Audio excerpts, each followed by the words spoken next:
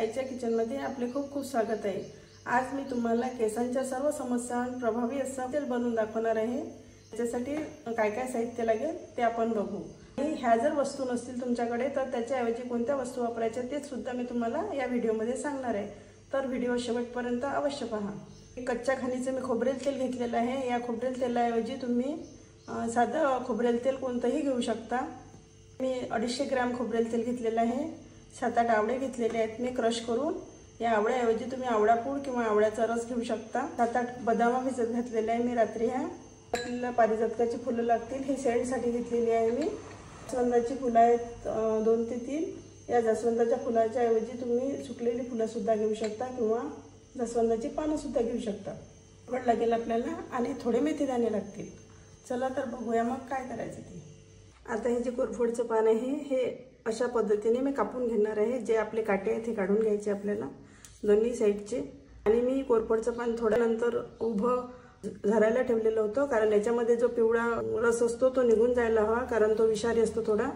हे अशा पद्धतीने मी मधोमध पान कापून घेतलेलं आहे। आणि हे जे मेथीदाणे हे याच्यामध्ये मी असे पेरून घेणार आहे आणि रात्रभर हे पान असंच ठेवायचं आहे आपल्याला। हे आधीच मी एक पान अशा पद्धतीने याच्यामध्ये मेथी भरून ठेवलेली होती, आपण बघू शकता। हे रात्रभर ठेवल्यामुळे छान फुगलेली आहे। आणि मी हे अशी काढून घेणार आहे हिचा घर। ह्याची मी बदाम घेतलेल्या होत्या, याची मी अशा पद्धतीने साल काढून घेणार आहे आणि मिक्सरच्या भांड्यामध्ये हे बारीक करून घेणार आहे। पाणी न घालता मी हे मिक्सरच्या भांड्यातून बारीक करून घेतलेलं आहे। आणि आता तेल कसं करायचं ते बघू आपण।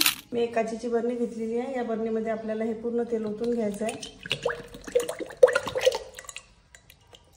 हे तेल तुमच्या प्रत्येक केसाच्या ज्या समस्या आहेत त्याच्यावर खूप रामबाण उपाय आहे।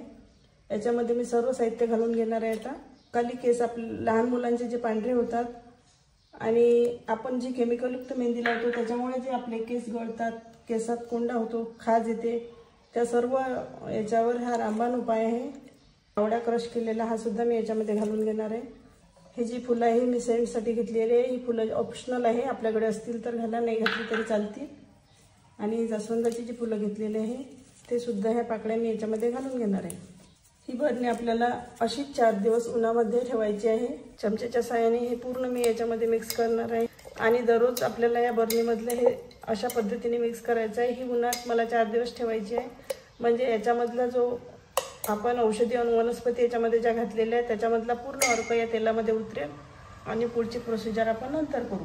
हे मी आता 4 दिवसांसाठी अशा पद्धतीने उन्हात ठेवणार आहे आणि याच्यावरती एखादा कॉटनचा कपडा वगैरे झाकून ठेवणार आहे, म्हणजे याच्यामधून सूर्यप्रकाश थेट त्याच्यामध्ये जाईल आणि त्याचा अर्क पूर्ण त्याच्यामध्ये उतरेल। 4 दिवस मी ही बरणी उन्हात ठेवली होती। तुम्ही 4 दिवसाऐवजी 3 दिवस किंवा 2 दिवस सुद्धा ठेवू शकता, किंवा एखादा दिवस जास्त लागला तरी चालेल। आता मी ह्या काचेच्या बरणीचं तेल या लोखंडी कढईमध्ये ओतून घेणार आहे आणि गॅस मी मंद ठेवणार आहे। आणि मंद गॅसवर आपल्याला हे तेल तापवायचं आहे। छान तूप तापवतो त्या पद्धतीने आपल्याला तापवायचं आहे। या तेलाच्या वापराने ज्या लहान मुलांचे केस पांढरे झालेले आहेत ते जर 6 महिने तुम्ही नियमित वापर केला तर आपोआप पांढरे होणे कमी होऊन जातील आणि ते नॅचरली काळे होतील। मी हे सांगणार नाही तुम्हाला की 7 दिवसात किंवा 8 दिवसात केस काळे होतील, कारण कोणत्याही गोष्टीचा फरक पडत नाही। आणि आपल्या बोटाच्या साहाय्याने आपल्याला या तेलाची मसाज आठवड्यातून 2 वेळा करायची आहे। तुम्ही जास्त सुद्धा वापर करू शकता, पण जो तेल लावते त्यांच्यासाठी आठवड्यातून किमान 2दा तरी याची मसाज बोटाच्या साहाय्याने झाली पाहिजे। तळव्याच्या साहाय्याने जर आपण तेलाची मसाज केली तर केस खूप गळतात। आता माझं तेल तापलेलं आहे। मी 10 मिनिटं हे कमी गॅसवर तेल तापून घेतलं आणि आपण बघू शकता याच्यामध्ये जे वनस्पती मी टाकलेल्या होत्या त्या सर्व वनस्पतींचा कलर चेंज झालेला आहे आणि तेल सुद्धा सेपरेट झालेलं आहे। अशा पद्धतीने आपल्याला तापून घ्यायचं आहे।